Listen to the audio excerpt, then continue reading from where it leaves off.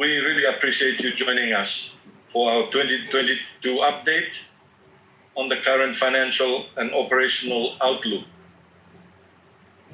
for our national carrier. And with me is Mr. Brett Gebbers, our Chief Executive Officer, and Mr. Peter Sogoilo, our Finance Manager. In today's briefing, we wish to share with you an informed and straightforward picture of the current and continued progress towards recovery. In our last media briefing, we outlined the impact of COVID-19 on Solomon Airlines and the airline industry worldwide, closer to home in our region. I'm sure our CEO will be able to share a bit on that as well. We were also able to share with you how we were surviving through a combination of government support, cost containment, sacrifice by many, and innovative thinking. With our scheduled international operations grounded now for over 2 years, we have had to find ways to make incremental income through many sources. Using our international aircraft, which previously operated frequent service to Brisbane for controlled repatriation flights, cargo, and special charters. Through a combination of vital income from charters of our jet, leasing a twin otter to the government of Kiribati, government support, strong support through the emergence of COVID variants, which have now ultimately reached our shores. We have had to act quickly, repeatedly, changing environment and to ongoing restrictions. And we must still continue to do so as we progress towards a potential reopening of the Solomon Islands international border.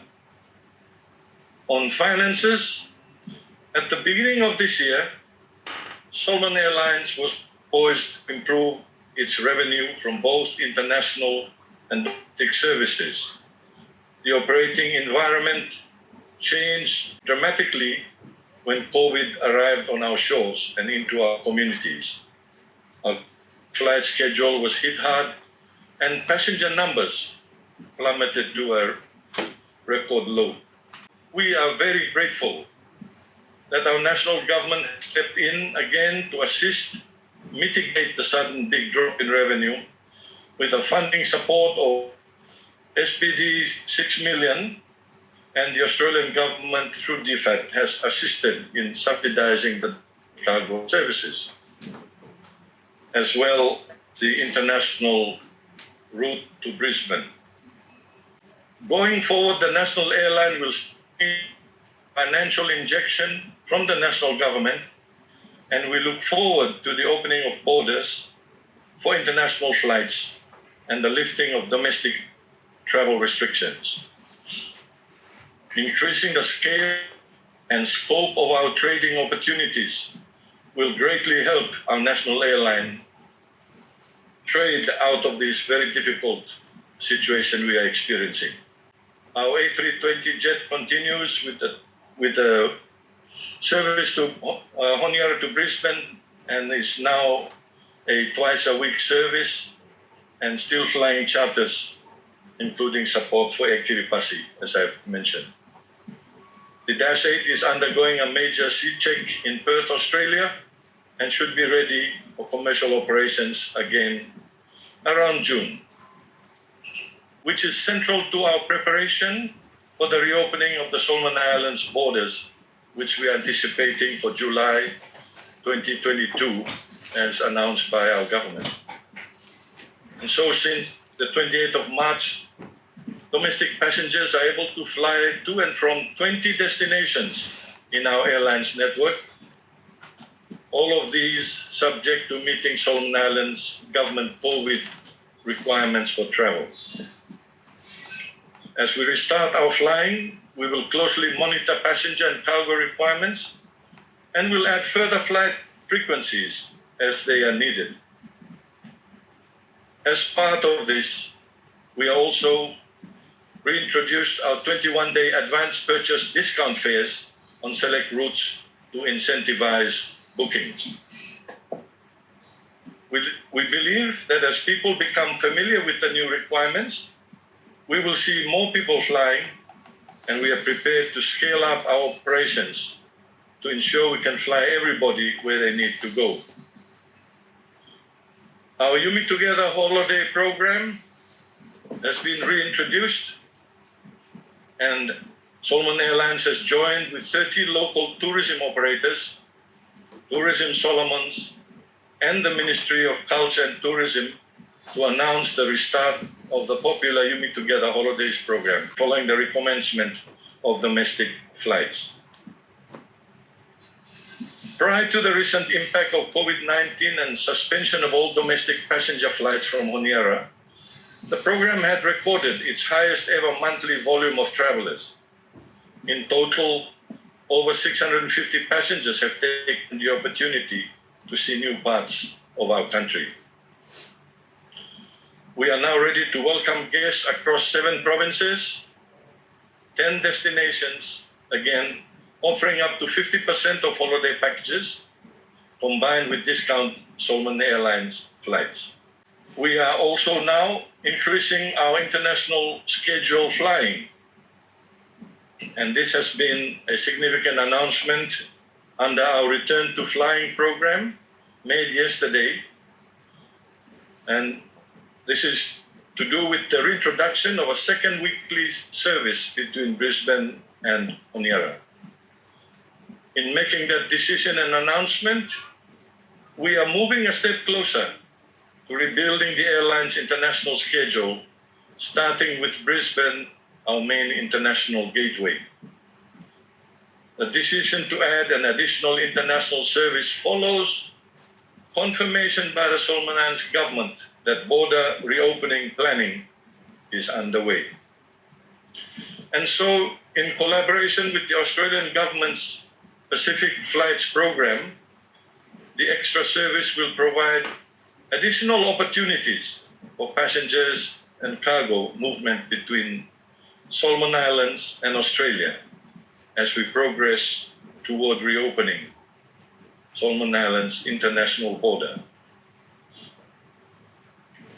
These challenging times have also required us to look within so that we can resize, restructure the company, and this we are now undertaking through a thorough review of the Solomon Airline company structure. Our objective is to determine the right organizational structure now, and as our airline moves forward as a passenger, cargo, and charter service provider.